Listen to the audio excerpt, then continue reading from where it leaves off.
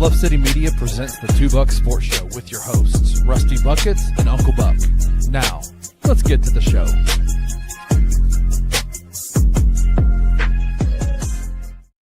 What is up, everybody? Welcome to your first edition of the Two Buck Sports Show this week. I am your co-host, Rusty Buckets, checking in from a beautiful, sunny East Memphis, Tennessee. I got my guy Drew Gann, a.k.a. Uncle Buck, on the mic with me today.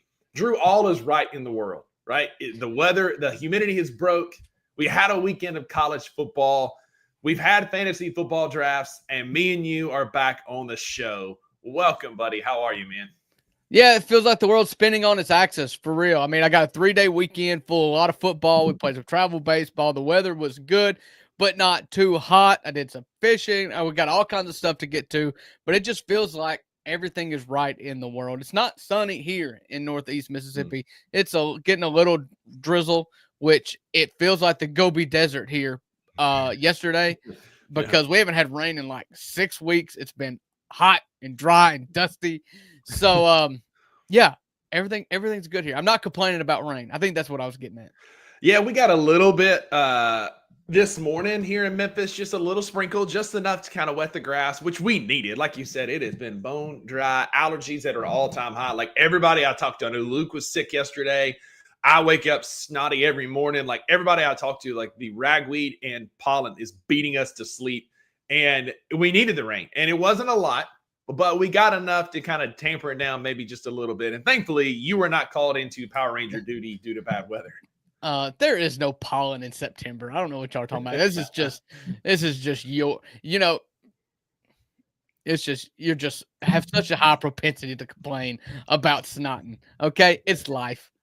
I mean, look, Edward's talking about it in the comments. It is like, I did not miss that being out of the South for a while. Wayno, actually, this is a great shirt. It's got dinosaurs all over, man. How can you hate on a dinosaur shirt, man? Like, I can rock dinosaurs on a Tuesday on this show that Maggie got me for Christmas, and I'm super stoked about it. So, hate all you want, but it's a lovely shirt. Yeah. Daniel Greer, appreciate everybody in the comments. I'll just go ahead and get this out of the way now. If you're watching on x.com, come on over to YouTube. The comments are popping with, it's been a long break. I was not on but one show last week, or 2 shows last week, only one with Rusty. We had a long weekend, and I feel like everybody's here. We've missed each other. It's like the first day of school. And Daniel's over here flexing his muscles, wanting everybody to think that he's a rugged father, like talking about lowering his mower blades as if it's not. Lowering his mower blades, he told the yard guys, hey, knock it down a notch. Yeah. Hey, instead of the 1 1/4, let's do 3/4, okay? Yeah, like, that's not this is, I want to only pay you one more time until the springtime. So scalp that bad boy. But because it is our first show of the week, we have missed each other. Like you said, we had some pre-recorded ones at the end of last week. Big shout out to Zach from Grind City Brewing, Daniel Muldrow, and Statty Sean Coleman for filling in last week, talking college football. Thank y'all. But because this is our first show together in basically a week, Drew, I mean a week today, we got to catch up. We got to see how each other's weeks and weekends were. And so, this Tuesday, this is the first Best in Beef on a Tuesday in a hot minute. I'll say that.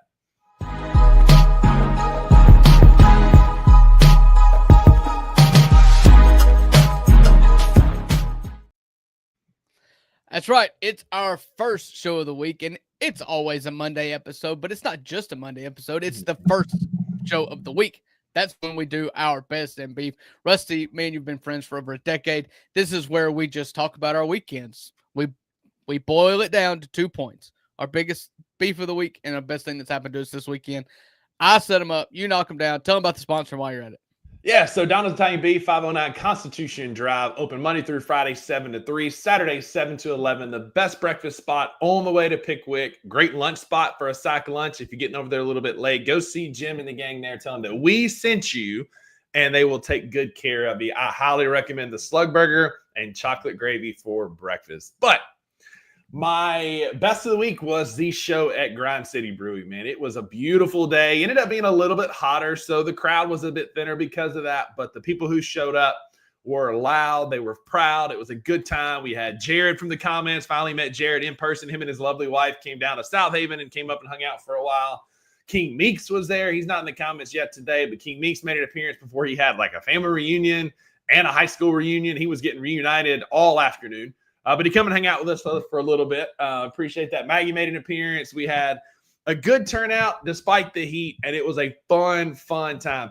Big shout out to Zach Callahan from Grind City Brewing. Was an absolute natural on the mic. He took my poking fun at Auburn winning like fake national championships, took it in stride, hung with me, made fun of Mississippi State. I'm freaking here for it. It was a good time. Kenny ran a very professional show. It was an awesome done. Well done on Kenny. I'm going to give credit where credit's due. The beer was good and cold. The wings that showed up late, the food truck was late, but it was there. And the hot honey gold wings were, right on time. Saturday was an awesome time, and I'm really looking forward to our next one on September the 13th. Yeah, I'm looking forward to our next one on September the 13th as well, because I'm going to do my best to be there. Let's go. I do have a ball tournament that day. I think there was talks about kind of fluctuating the time. We're still trying to figure out the sweet spot here. So everything in my power to be here. I was at the first tournament. Tentatively,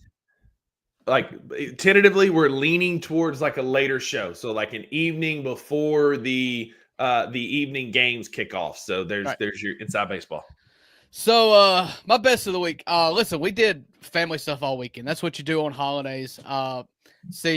Friday I called my second high school football game. I went to the big city of Myrtle, Mississippi, to watch not Myrtle Beach, but Myrtle. Not Myrtle Beach. This is Myrtle without a beach. Okay. Lots of mullets though. Like same type of folks. Right on par. Landlocked Myrtle here in North Mississippi. Watched a high school football game that consisted of a first half of about 13 fumbles, 10 of which went over the quarterback's head, and 0 of which were recovered by the defense. So it was extremely chaotic football game. Lasted 3.5 hours, which is ridiculous for high school football, but it was fun. Saturday we had ball. Went 0-3. My boy got to pitch. It was fun. We had a good time. Very competitive 0-3. Sunday we went to my mom's house, and then yesterday is where I'll camp out. We went to the little lake / campsite. There's very few campers there anymore, but there's a big lake. Took the kids and a dog fishing, and nobody had more fun than Ted. Let me tell you, he's never been around a body of water before that isn't an above ground pool. He has no desire to get into an above ground pool, which he would not be allowed. Anyways, it would be a nightmare because he's a 100-pound dog with large claws. He would shred a liner really quickly.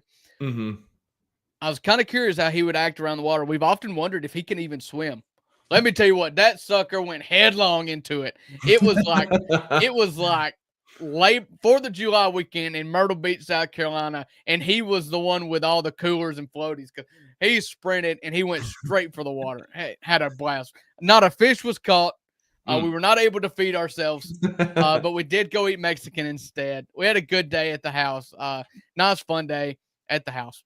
So that's my best. That's awesome. Yeah, that's awesome. Yeah, yesterday we kind of Labor Day activities. We did an escape room called the Magician's Code in East Memphis, which was a ton of fun. And our escape room team, being me and Maggie, remained undefeated. It was good for us. We needed some time out, just some connection like that. So that was really, really good. Good day yesterday as well. But Drew, like you said, what goes up must come down. Must come down. Yeah. What's your pick for the week?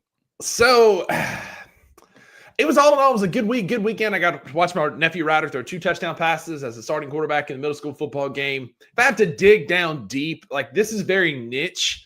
I've got 2 beefs. I'm going to save one for our niche, whatever. I'm from Northeast Mississippi. You know how it is. One I'm going to save for our college football chat here in a few minutes because I got beef with Kenny Dillingham. But my biggest beef of the weekend is when your brother is your fantasy football commissioner and he can kind of do whatever he wants. I've been trying to make a trade with my nephew Ty since our draft was Sunday. We've tried 5 different times and it keeps getting vetoed and voted down. My brother does a trade with his son Ryder, and it says trade accepted, immediately trade approved, and it's already gone through.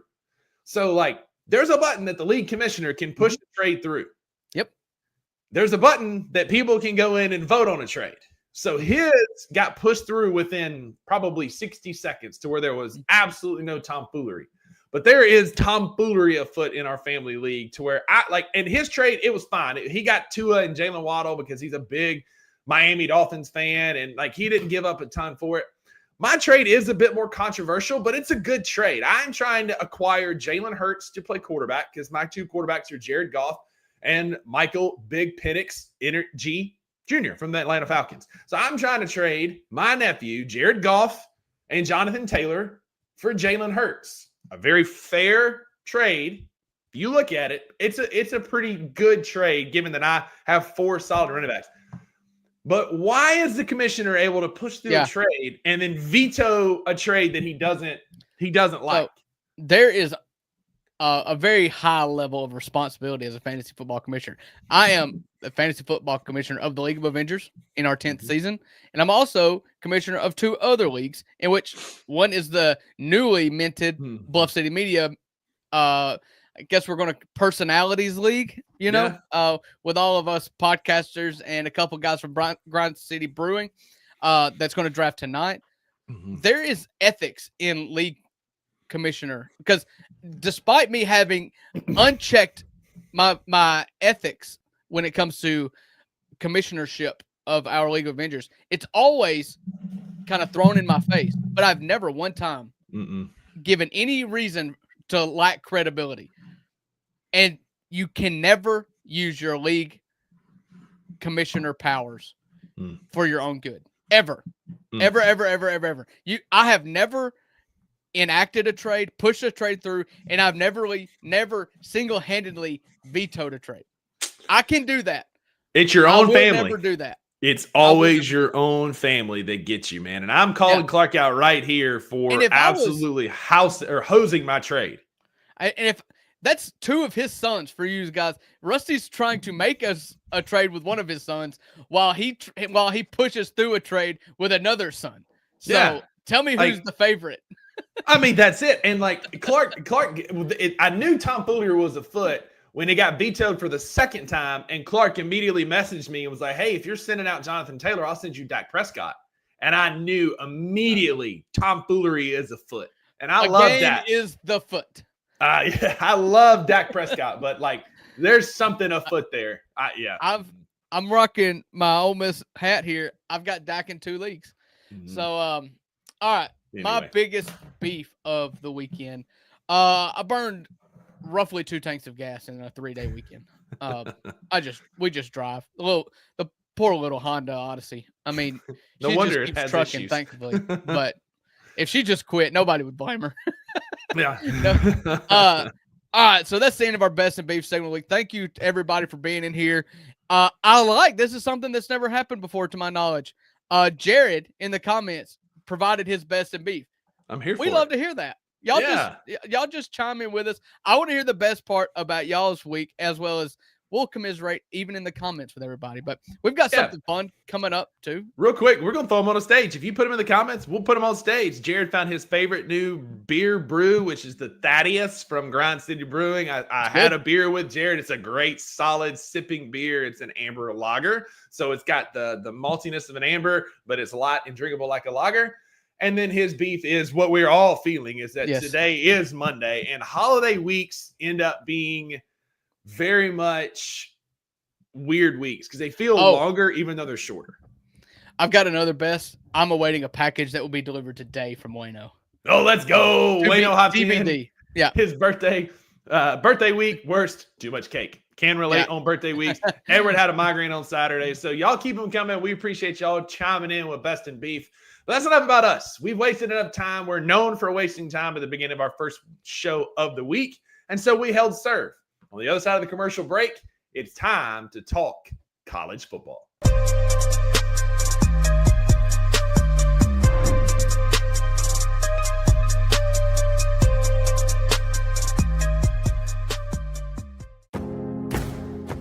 Looking for an alternative to alcohol or conventional medicine? Check out Ounce of Hope, a Memphis-based dispensary with 2 local stores in the Sanderland Center and on South Cooper Street. You can get all the products you need in a location convenient to you. Each store offers an intentional shopping experience with dedicated bud tenders to answer all of your questions, from product selection and mushroom blends to our personal favorite, the Delta 9 seltzers. You gotta try the Peach Buzz. Try Ounce of Hope at either one of their 2 Memphis stores or at www.ounceofhope.com for convenient products shipped right to your door. Use the promo code BluffCity for 15% off any order, excluding sale items. Cannot be used in conjunction with other promotions or discounts. One use per customer.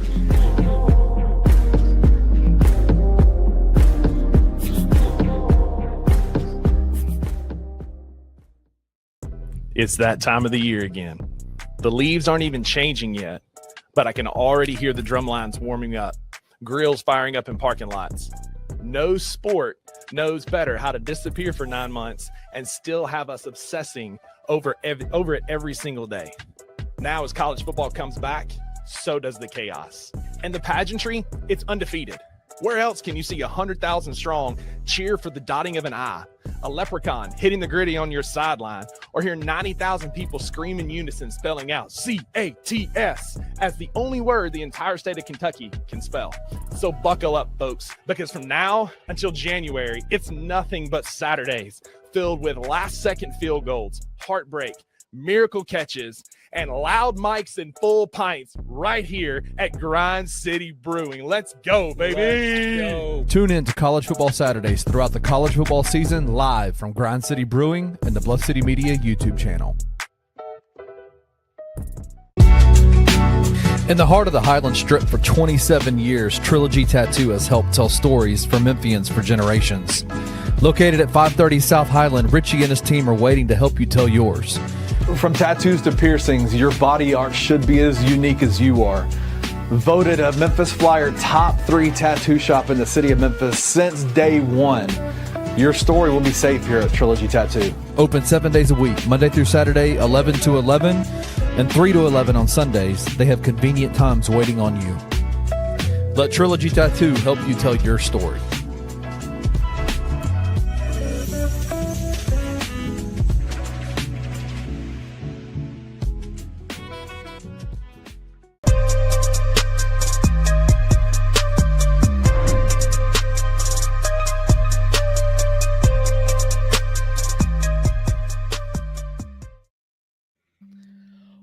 Welcome back to the $2 Sports Show, segment number 2. So, we've got a lot of college football stuff to get into, and just want to preview something real quick. We're going to do something neat in our last segment. When everybody stick around, I just talked to you about the new Bluff City Media Fantasy Football League. We will be determining draft order at the end of this show using a website called 100 Yard Rush, where each media personality / Grind City Brewing Company member will be assigned a runner at the end of a field. They will virtually race across the field. That is how we will determine our draft order. Be fun. I'll commentate it. I'll let Jared grade my professionalism. Yeah, exactly. Calling it. And so we're going to do that in the last segment. So hang out with us. It'll be fun. Yeah, real quick, big shout out Grind City Brewing. Had an amazing time on Saturday. It is the spot for college football. They had the big games up on the screen. I watched Texas and Ohio State. I watched Alabama and Florida State up there. I dipped out before the late game because your boy got tired, but it was an awesome venue. Y'all come hang out. The gear is great. I had the shirt on, as you saw in the clip. We've got koozies. We've got stickers. Y'all come hang out. It's going to be a fantastic spot for college football all season long, not just when we're there, but every weekend. Grind City Brewing is your destination for college football. Well, speaking of college football, Drew, we had a grand start, man. College football is back with a vengeance. We had top 5 matchups. We had top 10 matchups. We had upsets. We had teams that we knew were going to be good that excelled. We had teams that took a step forward. And so we're going to be breaking down college football all week throughout the show. Wayno, stick around. You might learn a thing or two. Even though we don't know a thing, we've seen a thing or two. So you might learn a thing or two, according to Farmers Insurance. But Drew, we're going to start with over and under reactions. And so we're looking at the games this past weekend, and I want to know some things that you think people are talking about too much in overreactions or underreactions, things that are flying under the radar. So hit me with one you got. All right. The biggest overreaction I've seen, and this was real easy to do. college football kicked off Thursday with like 17 games and nobody really cared about. Friday was a big game that I was really interested in. Auburn boat race Baylor. They looked really good. I may talk about that here in a minute. But the biggest overreaction I see came from the first game that anybody cared about, and it was Texas versus Ohio State. And everybody got their jokes off about Arch Manning. And for me, he was the preseason Heisman. He was talked about as being the person that every NFL team should tank for. I've talked about the Saints tanking for Arch before, so I've bought into Arch as well. It was his first game as a starter in hostile territory. You had Lee Corso's final college game day in which they put him on the field. The band spelled out Corso. It put on Brutus the Buckeyes headgear for the first time. The crowd was in it. They were ready. And he did not look good. Didn't. In the most crucial down and distance of the game, 3rd and 6, with a chance to drive to go tie the game, he refused to set his feet. The game was too quick. He was sped up to 3x times what he should have been doing in his head. Didn't set his feet, missed the wide open crosser across the middle. It gets, more or less sacked to end the game on 4th down. He does not suck. Okay. Is it possible that we have expected way too much of him? Yes. Happens all the time. It's a fact that the disservice done to Arch Manning by making him the preseason Heisman favorite, the number 1 pick. If his name was Arch Reynolds, nobody would care. Yeah. And it sucks. It's the burden he has to bear because his last name is Manning. Nobody feels sorry for him. He's making a ton of money. He is a Manning. But he does not suck. And he's also probably not the answer right now. Like, he's not the cheat code right now. Yeah, and that's okay. Like, 2 things can be true. He struggled. Julian Sayin didn't exactly look like a world beater. He wasn't expected to, but he didn't look great. But like Jared points out here, and Reese Davis said on the broadcast, defenses will look like the better unit in week 1, especially when you're playing on a road game at Columbus, Ohio, in the shoe. Like, that's a hostile place to go play. And so I think that what we saw was 2 elite defensive units. I think Texas and Ohio State are both going to finish with top 5 to 7 defenses, like total defenses in the country, alongside Clemson and LSU. More on them to come here in a minute. But I think our expectations now are a bit more realistic for a first-year starter in Arch Manning, who was the odds-on plus 650 favorite on FanDuel for the Heisman. He is now behind Jeremiah Smith, Jackson Arnold, Dante Moore, John Mateer, Klubnik, Stockton, Beck, Sellers, and Nussmeier at plus 1,800. Your new odds-on favorite being Garrett Nussmeier. I'll get there in a minute. Gus Nedmeyer. And for me, I want to go an underreaction. Lenore Sellers is your 2nd place Heisman Trophy favorite at plus 1,000. I don't think he's going to win the Heisman, but I think that was a gritty win for South Carolina. Virginia Tech is better than what they were last year. I think that South Carolina came in with a lot of hype. I've been hyping them up. There's been a lot of buzz around South Carolina, and they started off ugly. It was a game that South Carolina would traditionally lose. It's a game that it was ugly. It was a baseball score. It was 7-5 early in the game, and then it was 10-5, and then it was 10-8. It was just like an ugly baseball score. Did that make you think about 3-2 Auburn and Mississippi a little State? bit? I did have flashbacks. I did. I thought, like, what a weird, like, I even said in our fantasy draft, like, that's going to be an awesome scoregami at the end of this game, right? That the NFL does every year. But in the second half, they flexed their speed. Lenore Sellers looked good on a couple long runs. I think South Carolina is going to be a team to watch in the SEC. Not necessarily going to go win the SEC championship, but I do think the SEC might be a bit more open than what it has been. And I think South Carolina is going to be a team to watch as the season goes on. I don't know that they're getting enough love for what that win was. And yes, Edward, Ohio State's defensive coordinator is Matt Patricia, a former NFL defensive coordinator and head coach under Bill Belichick. Yeah. Listen, I'm not going to underreact to a specific team or player, but I will just be the guy. And listen, this isn't Monday show. It's not Overreaction Monday because Monday was a holiday. Overreaction Tuesday. That is kind of the name of the game. We want to overreact. We've seen one game from every team that's not Iowa State and Kansas State. But I'm going to just pump the brakes here and think about I'm going to what are we calling this? Underreact to week 1 close losses. You know, we look at Kentucky, close win against over Toledo. Toledo. There, if you look at real quick, I called that multiple times last week that Toledo was going to cover against Kentucky. So if you look at the, I'm going to just pull up the SEC schedule here from week 1. There were some close losses. Some close wins. Oh shoot, I'm forgetting the one. Like UTSA and Texas A&M, 18-point win. But if you go back and look, Syracuse and Tennessee, 26-45. Some of these games that you expected to be massive point spreads were just close. You look at Kansas State narrowly beat North Dakota after losing in Ireland. Those typically aren't as big of a deal as you would think in the moment. If you remember last year, Notre Dame lost to Northern Illinois. We all loved it. It was our favorite week of the year. Yeah. They went on to play for a national championship. Yeah. Oregon was in a dogfight with, was it Idaho? Yeah, I think it was Idaho. Yeah. Idaho bringing back the Fighting Taters or bringing the Fighting Taters helmet. Elite helmet game. If you haven't seen the new, I'm going to put it on the Idaho screen. Keep talking. I fix and put it on the screen. It says Fighting Taters in script. It's amazing. Okay. And the graphic is grown in Idaho. Like it's elite. Yeah.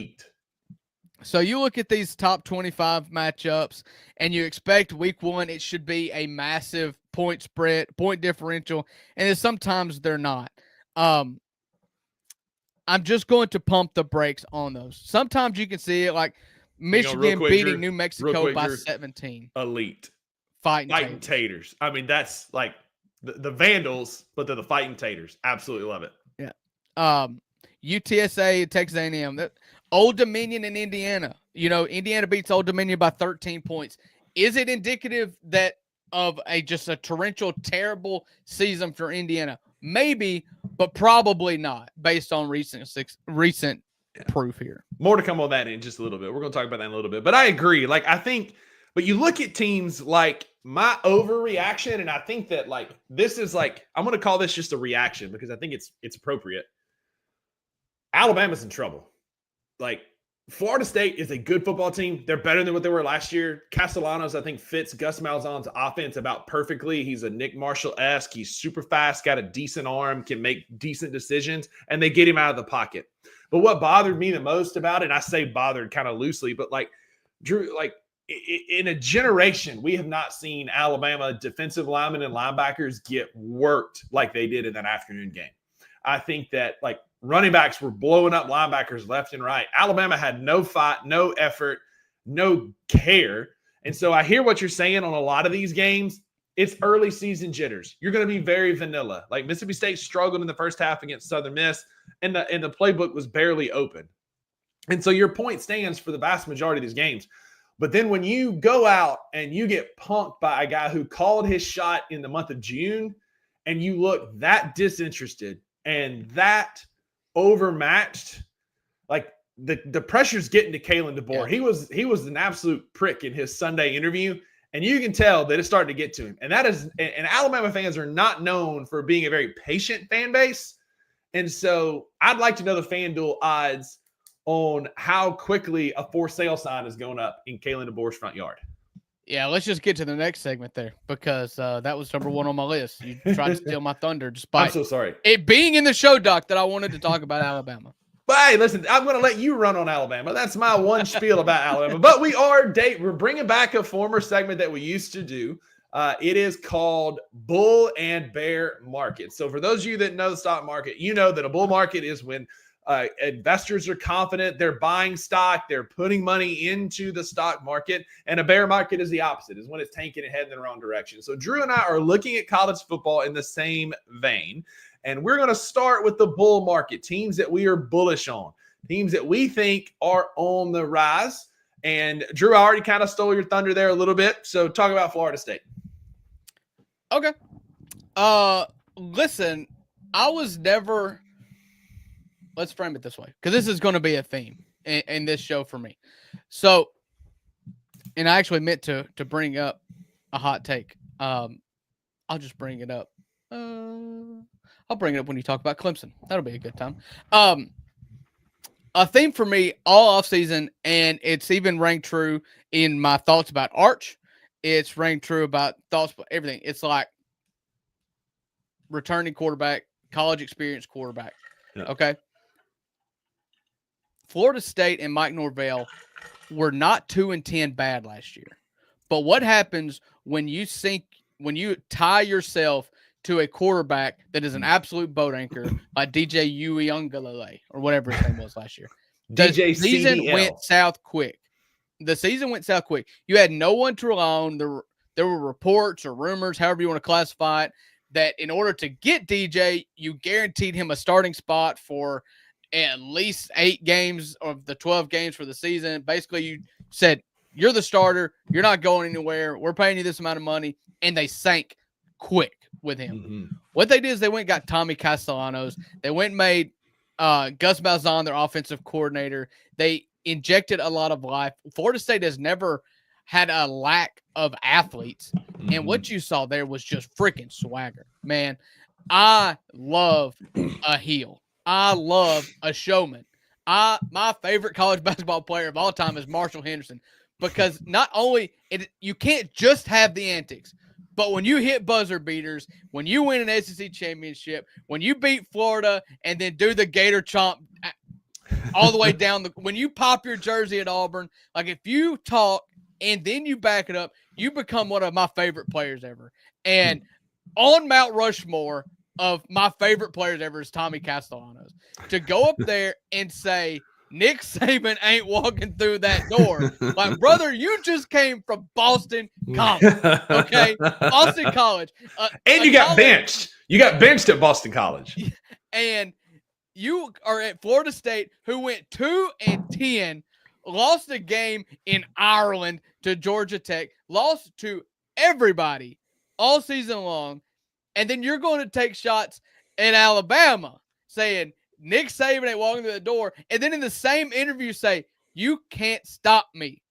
And what does Alabama do? Alabama, just like they always do, they're like, we handle this on the field. Well, they're not man enough anymore. They don't care enough anymore.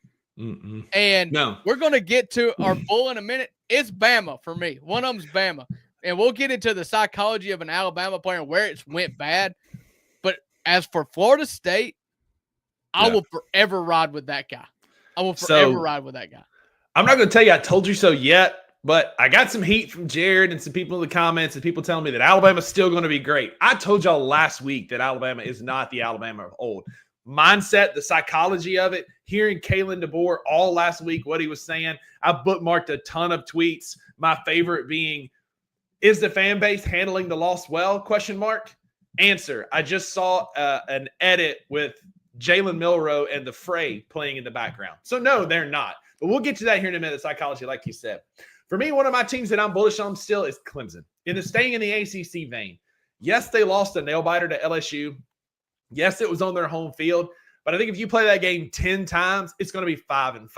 Right. That was 2 elite defenses. And like Drew and I told y'all last week, if Harold Perkins is healthy, he's a difference maker on that defense. Did he make a ton of tackles in every play? No, but having a guy out there like that sees the field as athletic as he is, and it doesn't hurt that the Weeks brothers are now in years like 7 and 9 of playing college football, it feels like, because they've been at LSU well, for there's a hot 3 minute. of them now. Now there's 3 of them, all right? And so LSU's defense was a much improved unit, but don't sleep on the fact that Clemson's defense had a whale of a game. Klubnik made some late game poor decisions, overthrowing a couple guys, throwing a pick at one of the most crucial times when he absolutely didn't need to. But Clemson is going to be fine. I said on the College Football Game Day show on Saturday at Grind City Brewing that I think Clemson has the chance to be one of the final 2 teams playing, and I stand by that. It's going to be a bit tougher because I did project them to lose to Georgia Tech in a couple of weeks after that first week loss. But I do think that Clemson is one of the best teams in college football. Their offensive, defensive line are both very, very strong. They just played a game that meant more to LSU. Brian Kelly came into that game 0-5 in season openers and was not getting to 0-6. That game was like, we talked about that on Saturday as well. That game meant a ton to LSU. Like they were coming into that like that as their Super Bowl. So I wouldn't be surprised if we see a bit of a letdown from LSU, but I think Clemson's going to be fine.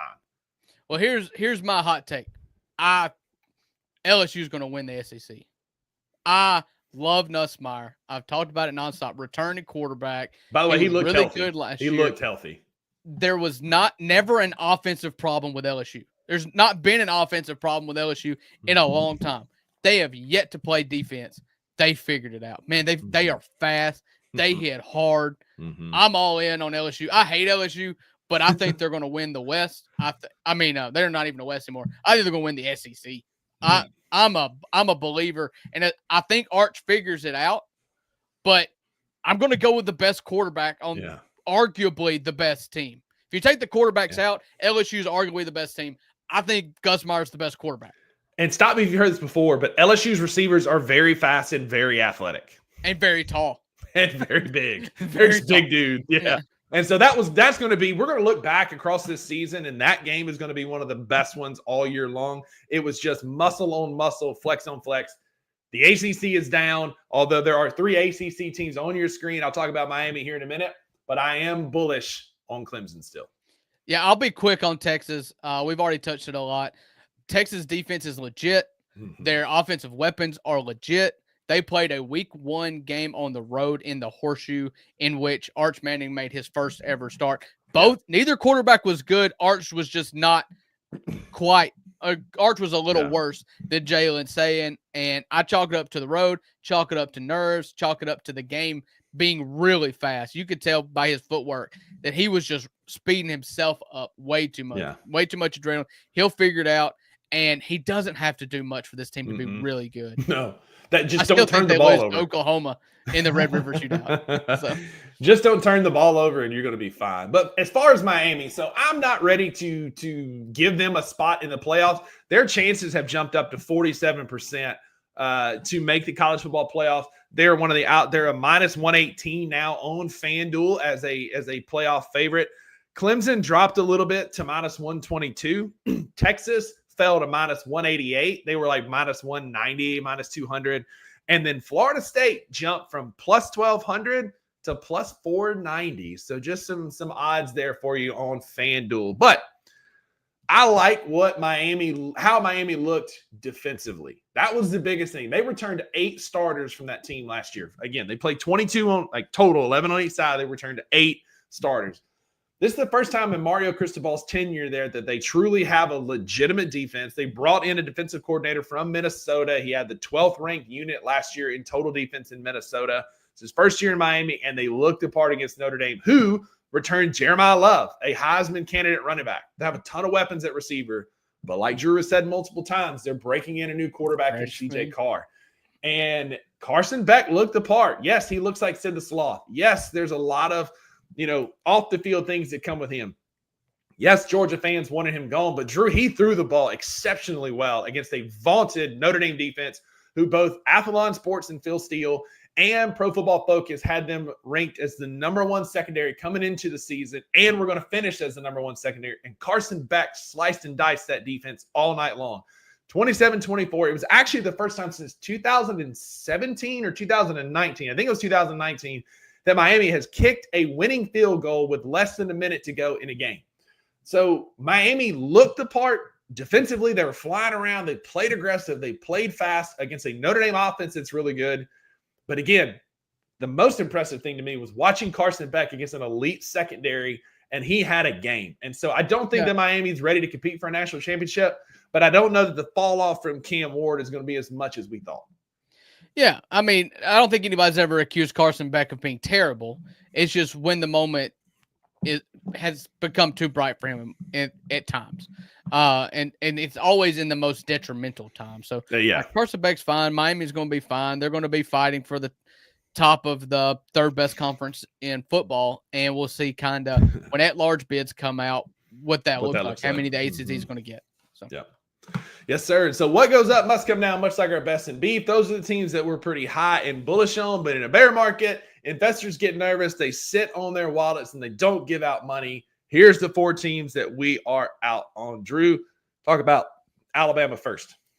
Yeah, Alabama to me is just like, so if you go back to Nick Saban, what made Alabama so daunting and what made it such a big deal is you knew they were better than you. They knew they were better than you. Yep.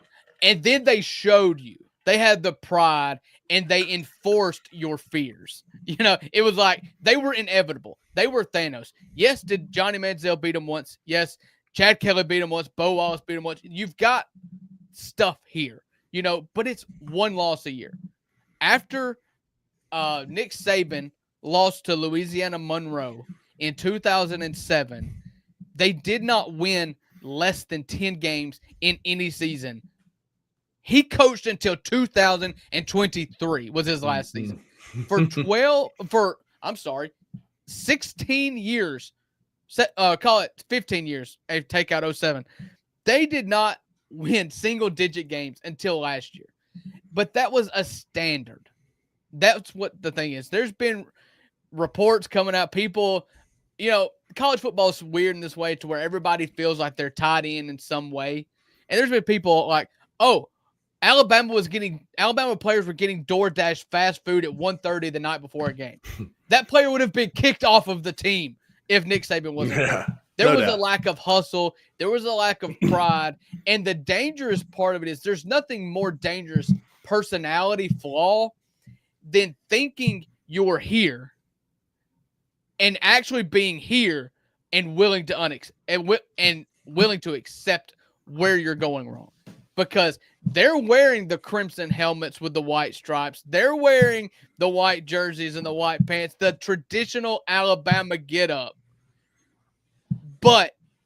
And they're expecting that to just, because I'm wearing this, we should be this. Mm-hmm. Well, it's not. And because for the last 15 years, you have been everybody's golden calf that they've worshipped and put on this pedestal, at least for 10 years, you are going to get everybody's best shot. You used to get everybody's best shot and it didn't matter. Now you're getting everybody's best shot and you can't match the physicality and the intensity. And that's going to lead to 8-4, 7-5, and nobody's going to get sick of it, beating you for a long time. Yeah, you know, I've been saying all along that DeBoer sounds a lot like Dubose, which sounds like 6-6. And I think it was in the BYU game where they had a sign that said, "We want Bama," and they crossed it out and said Florida State. Luke, more on that to come here in a minute, buddy. But I love scrolling through my timeline and bookmarking all the Alabama tweets. One, I'll get to those here in a second, but Alabama is not ranked in the USA Today Top 25 poll. They fell 19 spots to the 26th ranked spot. The only team that fell further being Boise State, that fell 24 spots after losing to South Florida. But they're not ranked in the USA Today poll. Murdered by South Florida. Murdered. Looking at you, Ray Lewis. But a couple that stood out. Total games to reach 4 losses versus unranked teams. We talked about Nick Saban. But for Brian Harsin at Auburn, it took 21 games. Kalen DeBoer at Alabama, it took 14. And this was the most telling. You talked about Nick Saban kicking folks off the team. This is what DeBoer said in his Sunday press conference. We practice for tough environments. We expect intensity, Saturday night after the game. But what we experienced tonight was not normal. The constant booing and jeering every time our guys touched the ball, that it went that way without pause was toxic. My players are student athletes, not professionals. There's only so much they can take before it crosses the line. It's one thing to support your team. It's another thing entirely to actively disrupt and degrade men who are just out there competing. Drew, that is the most soy beta male thing I've ever read in my life. Like, what in the world is that? That sounds like something that would be said in Washington State. This is the SEC. You ain't even got to SEC ball yet. This was Dope Campbell. This was not 7-year-olds that are going to dog cuss you. And if you don't like it, then leave. I'm not saying it's right, but it is what it is. Like, you're going to tell me, you're going to Tallahassee, Florida, and you're saying they're disrespectful. They're mean to us. They're so mean. Like, Your players played like they had their feelings hurt. Yeah, they played like they were sipping soy lattes at 2 a.m. in the morning. Wait till you go to Auburn. Wait till you play LSU, A&M. Wait till you play some of these teams that actually hate your guts. It's going to get even worse. And I did not hear those quotes. This sounds like a culture problem that starts at the top. I will make this comment. I heard A.J. McCarron say this, and I thought this was really smart. And he is a guy who grew up in Alabama. And he said a lot of this with the transfer portal and the nationwide recruiting with NIL, and you're getting people from all over the country. These people that are playing for Alabama right now do not know what it's like to live in the state of Alabama when Alabama loses. Yeah. Like, you have to go home and your high school best friend hates you. Your girlfriend dumps you. Your grandma gives you the bird instead of a chocolate pie. Like, you don't know what it's like. There's an obligation, a responsibility to go 11-1 minimum. And they're on their weeks off. They're going to Florida or California or Canada or whatever. And everybody's just happy to see them. Who cares? It's just football. Not here, it ain't. And the best tweet that I bookmarked before I move on to Tennessee and break poor Luke Hatmaker's heart was from Gus Malzahn himself, where it said, "It feels like old times." As the guy who was a thorn in Nick Saban's side can only truly say. But a team that I'm out on in my bear market is, and I'm not necessarily out on them, I'm pumping the brakes on Tennessee. Brother, the feels like 98 chants are at an all-time high. Their defensive line looked good. They ran the ball well, controlled the line of scrimmage pretty well. And Joe Aguilar had a better arm than I thought. It's Syracuse. And I'm going to talk about Mississippi State here in a few minutes. And I get it was Southern Miss. But there were some things that was sloppy early and through the middle. Tennessee kind of pulled away late. I think they're going to be a good team. I think they're going to be a team to watch in the SEC. But I want to see more than just one game. For the great game for the bad game that Arch had, Aguilar had one good game. I need to see it consistently. And Heupel has been a SEC, like a transferred quarterback whisperer. He's turned guys around, looking at Hendon Hooker and Joe Milton. He got the best out of both of those guys who are not NFL quarterbacks. I said he got the best out of him, the best he could out of him. Ran out of bounds with 0 seconds. I'm not saying that they were great. I'm saying he got the best out of them that he could. And so I still need to see some stuff from Tennessee. Again, I think they're going to be good. I'm just pumping the brakes on some of the Tennessee is taking the next step this year. Still need to see. Listen, I haven't heard a lot of that. And I always hear Tennessee balls on top, VFL stuff. I haven't heard on any of that. I will say, Tennessee, talk your talk, because homeboy Nico Iamaleava just got worked. So bad. Our own FanDuel was talking about, he was like plus 250 to throw for 2 touchdowns, and it was minus 120 to throw for 250 plus yards. And then it was like basically even money for 2 touchdowns, and he didn't come close to either one of those. Bad. Listen, this is real simple. I was really looking forward to seeing Chapel Bill last night play his first game. The 6-time Super Bowl winning head coach of the greatest dynasty that's ever happened in the NFL, made his college debut at North Carolina. He brought in a general manager from the NFL to come general manage his team. He's going to run this like he would the NFL. Buddy, what was it? 48-10? 48-14.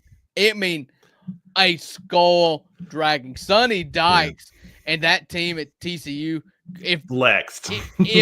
If North Carolina turns out to be average, good Lord, TCU is a playoff team. That team worked them. Worked them. Outside of the first drive, TCU took that game by the reins and never let go. It was a 48-0 run. It was awful. Yeah, it was awful. A couple things to keep in mind.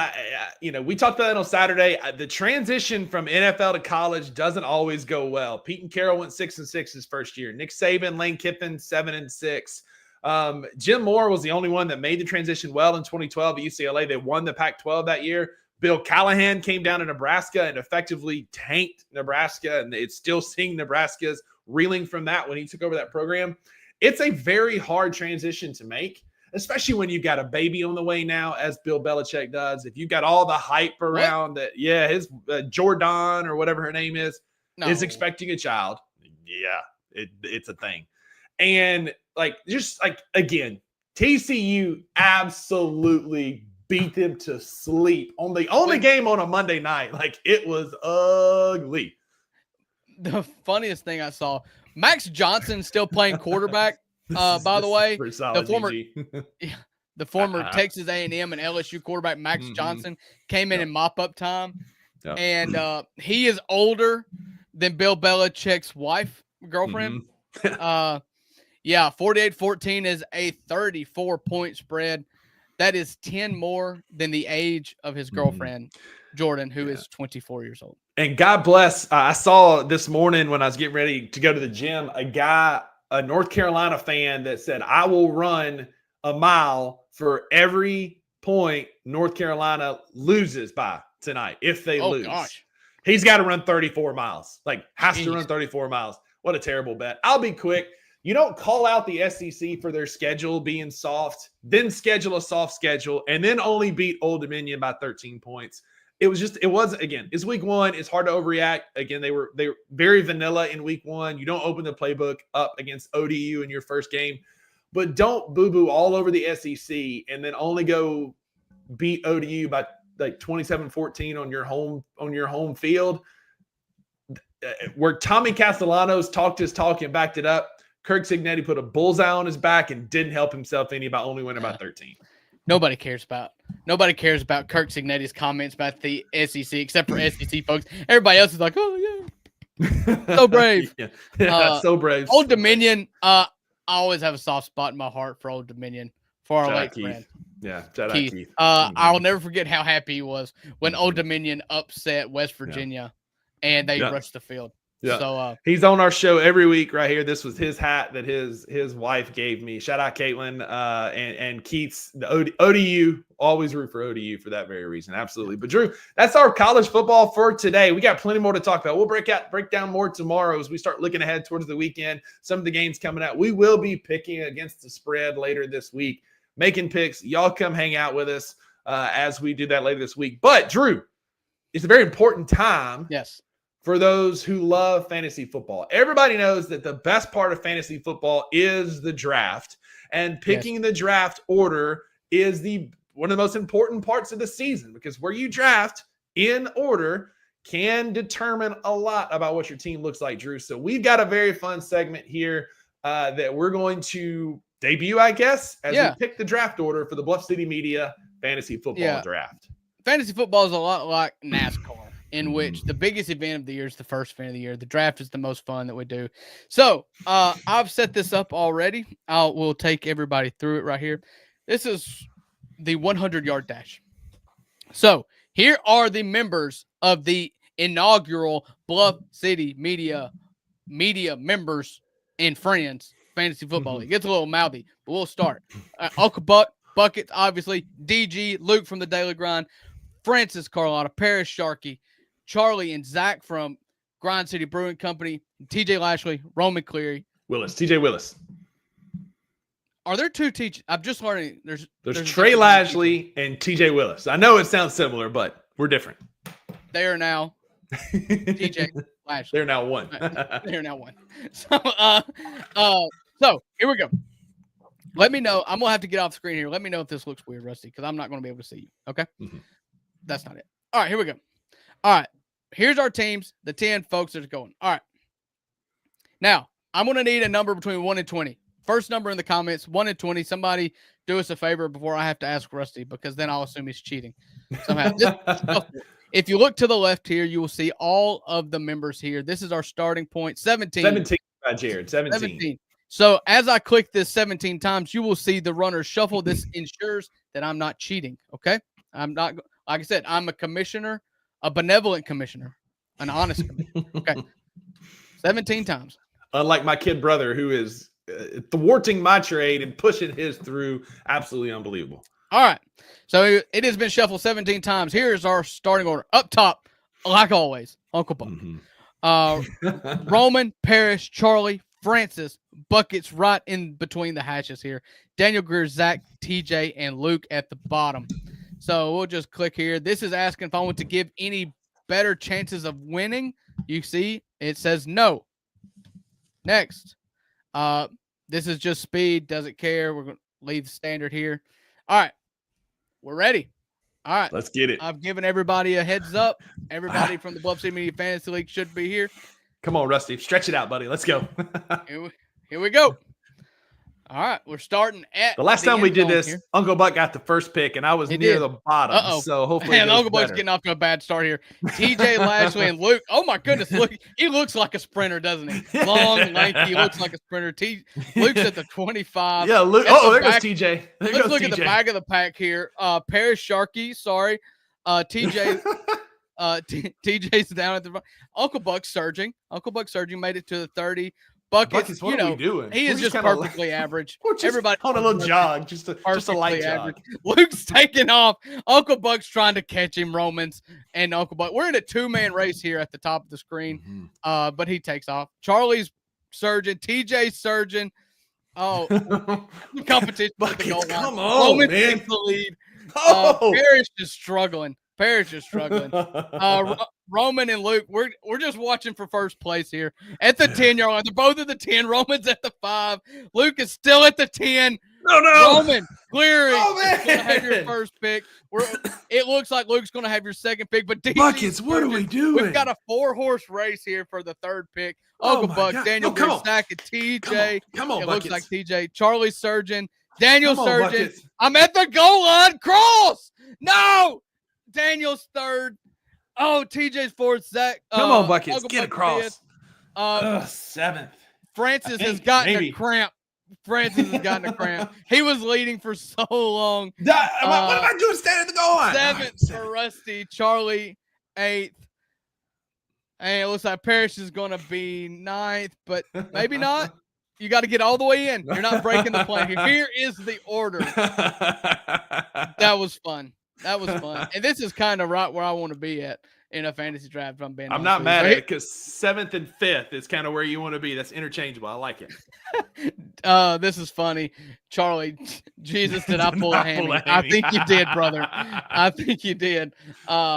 This was so much fun. All right, so here's your final draft order for our draft tonight. We will keep everybody posted. We'll post everything on social media. Roman Cleary, number 1 pick. Luke Hatmaker, long legs Luke, picking second. DG third. TJ fourth. I'm 5th. Zach with Grind City Brewing is 6th. Bucket 7th. 8th is Charlie. 9th is Parrish. It was rough. It was rough for a while, but not as rough as it was for Francis, who got off to a very hot start here. Yeah. But pulled a hammy. You know, if there's one thing about distance running, Rusty, that we know, you can't start too fast. Yeah. It's a long race. It's a long race, and we had cramps galore. We had Charlie pulling a hammy. We had Francis, who was killing it for a while, only to fall apart. Buckets, I don't know what I was doing. I was taking my leisurely time, but I'm not mad at 7th. I've been worse. I think I'll take 7th overall in the draft tonight. So super stoked about that. Well done, Drew. That was a lot of fun. If I was to give Rusty a grade out of 10, it would be about a 7. That's fair. That's fair. So, and in this case, 1 is great. You know. Yeah, I will. I'm the world's okayest uncle, according to some. My nephews being them, so being okayest at everything. It's where I'm at, man. It's how I live He's my pretty life. good when it shows up. Yeah, that's it. But that's going to do it for your $2 Sports Show today, Tuesday at 11 a.m. on Bluff City Media's YouTube channel. Y'all come back tomorrow. Wednesday, we'll be here talking real versus counterfeit. We're going to start peeking ahead to the college football weekend that is to come. Talking about a recap of – let's say again. We didn't talk any Ole Miss and Mississippi State today. We did. So. We'll talk about that tomorrow. That's going to be a big highlight for tomorrow as well. We'll talk some fantasy football, recapping the draft that is tonight. Well done. Again, Roman Cleary getting the first overall pick in the draft. That's all I'll say. That was fun. Well done, boys. But in the meantime, go be a friend to somebody who needs a friend. And Drew, remind the good people why there are no refunds for what you heard today. Because with the $2, you always get what you pay for. And, the price of the brick's going up. Have a good day. We'll see y'all tomorrow. Thank you for listening to the $2 Sports Show. If you enjoyed this episode, leave a rating and a review wherever you download your podcasts. Also, like and subscribe to Bluff City Media's YouTube page. We'll see you back here next time.